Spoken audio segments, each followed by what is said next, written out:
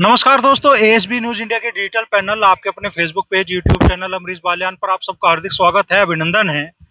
इस वक्त हमें मुजफ्फरनगर के बसेड़ा में लोकसभा क्षेत्र है बिजनौर और विधानसभा क्षेत्र पड़ता है पुरकाजी।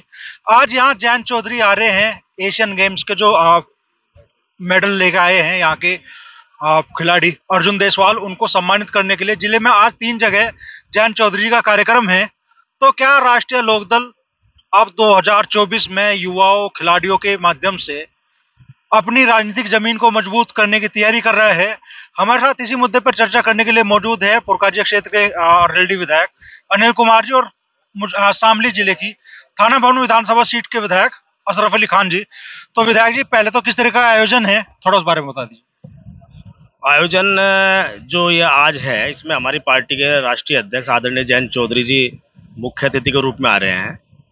मकसद क्या है, जो बच्चे अभी जो चीन में एशियाई गेम्स हुए हैं उनमें जो हमारे बच्चे मेडल लेकर आए हैं, उन सब लोगों को सम्मानित करने का हम लोग काम कर रहे हैं। राष्ट्रीय अध्यक्ष जी ने एक जो है एक नई परंपरा डालने का काम किया है। हालांकि कोई भी बच्चा किसी भी परिवार में कहीं भी जो है अगर कोई आगे बढ़ता है तो हमारे सामाजिक परंपरा है कि हम उसको बधाई देने का काम करते हैं।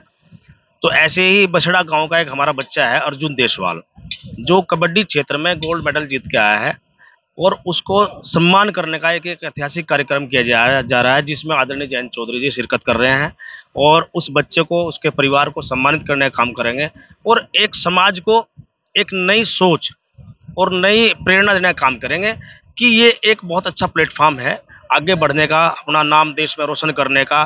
दूसरा, सभी लोग आ रहे हैं, यहाँ सभी पार्टी के लोग आ रहे हैं, फोटो खिंचवा रहे हैं, सब लोग बधाइयों का तांता लग रहा, लेकिन एक ऐतिहासिक जो सम्मान है वो राष्ट्रीय लोकदल की तरफ से और आदरणीय जयंत चौधरी ने बच्चों को करना चाहते हैं। दूसरी, मैं बधाई दूंगा आदरणीय चौधरी जयंत सिंह को, जो सांसद निधि उनको मिलती है, उस पूर्ण सांसद निधि को भी उन्होंने एक घोषणा की है। मैं किसी विकास के काम में उस निधि को इस्तेमाल नहीं करूंगा। पूरी सांसद की निधि 6 साल की, वो पूरी जो निधि जो है मैं खेल के क्षेत्र में ही देने का काम करूँ। मतलब वो खेल का जो क्षेत्र है, जो खेल का हमारा प्लेटफॉर्म है, उसको बढ़ावा देना चाहते हैं। तो क्या ऐसे आयोजनों के माध्यम से आरएलडी युवाओं के बीच में अपनी पैठ को और मजबूत बना रही है 2024 के चुनाव के लिए? बिल्कुल सही बात है। देखिए, ये वैसे तो प्रोग्राम जो है ये राजनीतिक प्रोग्राम है, कोई पॉलिटिकल प्रोग्राम राष्ट्रीय लोकदल, लेकिन मायने तो राजनीतिक भी है। 2024 का चुनाव भी है, तमाम सभी समाज के लोग यहाँ आज जो है उनको सुनने के लिए आ रहे हैं। तो सभी चीज़ के हर जब कोई कार्यक्रम होता है उसके मायने जो है हर तरह से निकलते हैं, हर तरह से उसका मीनिंग्स निकलते हैं, तो राजनीतिक मायने भी इसके हैं।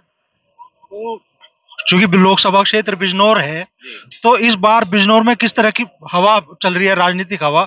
लोग किन मुद्दों के आधार पर आपको लगता है इस बार वोट करने जा रहे हैं? देखो, बिजनौर लोकसभा पहले भी गठबंधन के खाते में गई थी। यहाँ से बहुजन समाज पार्टी के एमपी हैं मलूक नागर साहब, और मैं जो हवा बदल रही है। जो 14 का चुनाव था, 19 का चुनाव है, वो आज भारतीय जनता पार्टी के पक्ष में इतना नहीं। आज की तारीख में माहौल बदल चुका है। आज हर वर्ग परेशान है, चाहे किसान है, मजदूर है, दलित है, चाहे पिछड़ा है, जो उनका कोर वोटर है उसमें कहीं ना कहीं जो है डिफ्रैक्शन है आज की तारीख में, और निश्चित रूप से वो गठबंधन तरफ जाएगा। 1 to 1 चुनाव होना है, एक तरफ भारतीय जनता पार्टी प्रत्याशी होगा, दूसरी तरफ गठबंधन प्रत्याशी होगा। और बिजनौर लोकसभा सीट तो ऐसे ही है, तो हम कभी भी जो है भारतीय जनता पार्टी के पास 2014 में चली गई थी, लेकिन भारतीय जनता पार्टी को 50,000 वोट ज्यादा मिला 19 में। उसके बाद भी गठबंधन ने सीट जीती है, और इस बार भी गठबंधन सीट जीतेगा, प्रत्याशी कोई भी हो, किसी भी दल पे सीट जाए।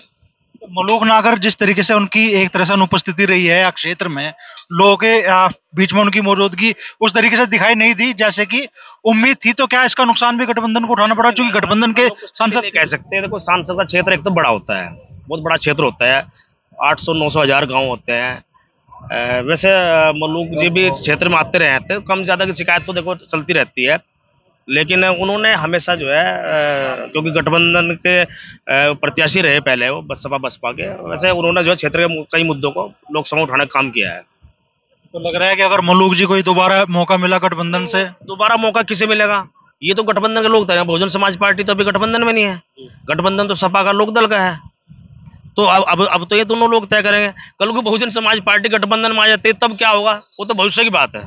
उसे तो अभी से होने लगी है कि भाई नया गठबंधन जो बनेगा इंडिया, मलूक जी इससे भी कैंडिडेट हो सकता है मलूक जी बीजेपी से भी कैंडिडेट बन जाए यहाँ से। वो तो देखो बहुत सारी चर्चाएं चल रही जो जिसका समर्थक है वो तो उसके पक्ष की बात करेगा, लेकिन जो है वैसे बहुजन समाज पार्टी को इंडिया गठबंधन में आना चाहिए। अगर वो भारतीय जनता पार्टी को हराना चाहते हैं, जो ताकतें उनके कैडर का नुकसान कर रही हैं और उसको उसको हराना चाहते हैं, तो इंडिया गठबंधन में आना चाहिए।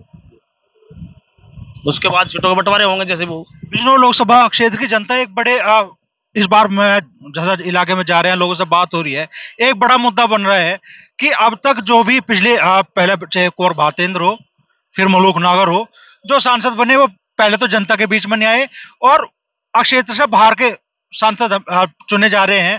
तो लोग मानते हैं खुद को ठगा हुआ महसूस कर रहे हैं और लोग इस बार इस मुद्दे के आधार पर भी यहाँ वोट देने की सोच है लोगों की, भाई वो ऐसे कैंडिडेट को जो उनके बीच जिसकी उपस्थिति रहती हो उसे वोट देंगे। गठबंधन का जो भी प्रत्याशी होगा, हमारा प्रयास रहेगा, हम अपने हाईकमान से निवेदन भी करेंगे कि ये मुद्दा है हल्का सा, लेकिन जो है हम ये चाहेंगे और अपने जो हमारे हाईकमान है, जो नेता हैं, उन्हें जो जनता की रिपोर्ट है उसको देंगे भी और कोशिश करेंगे कि स्थानीय प्रत्याशी इस बार हो।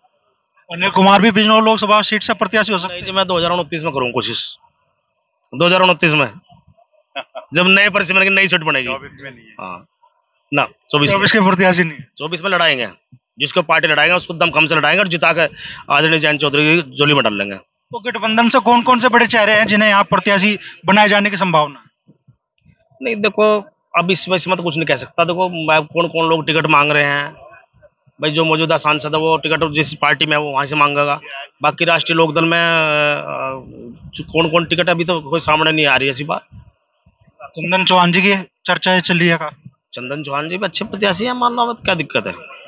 हाँ बढ़िया है। तो लग रहा है कि 2024 में भी बिजनौर लोकसभा का जो नतीजा है वो 19 की तरह ही गठबंधन के पक्ष में पक्का गठबंधन के पक्ष में जाएगा, चाहे बसपा गठबंधन में आए ना आए। अगर बहुजन समाज पार्टी गठबंधन में नहीं आती तो बहुजन समाज पार्टी का जो वोट है ना, वो राजनीतिक वोट है, राजनीतिक सोच रखने वाला वोट है। वो बहुजन समाज पार्टी को वोट नहीं देगा, फिर वो इंडिया गठबंधन को वोट देगा और निश्चित रूप से जो है बिजनौर लोकसभा दोबारा फिर इंडिया गठबंधन पे जाएगी। अच्छा, आप दलित राजनीति को बहुत अच्छे से समझते हैं, तो क्या लग रहा है कि इस बार दलित मतदाता किस तरफ जा रहा है? दलित मतदाता इस देश का संविधान बचाने के लिए वोट करेगा, इस देश का जो है लोकतंत्र बचाने के लिए काम करेगा, अपना आरक्षण बचाने के लिए वोट करेगा। ये उनके मुख्य मुद्दे हैं। अगर बहन जी गठबंधन में आती है तो 100% फिर इंडिया गठबंधन को वोट है। अगर बहन कुमारी मायावती जी गठबंधन में नहीं आती तो उसके बावजूद मुझे लगता है, जो समाज की मुझे रिपोर्ट है, जो मेरे समाज के लोगों से मेरी बात होती है, वो फिर जो है वो गठबंधन के प्रत्याशी को वोट करने का काम करेंगे, जो मुझे लगता है। तो बड़ी बात अनिल विधायक कह रहे हैं, वो कह रहे हैं कि 2019 में बिजनौर लोकसभा क्षेत्र की जनता ने गठबंधन को जिताया था और 2024 में भी एक बार फिर से वही चुनाव परिणाम दोहराने जा रहा है।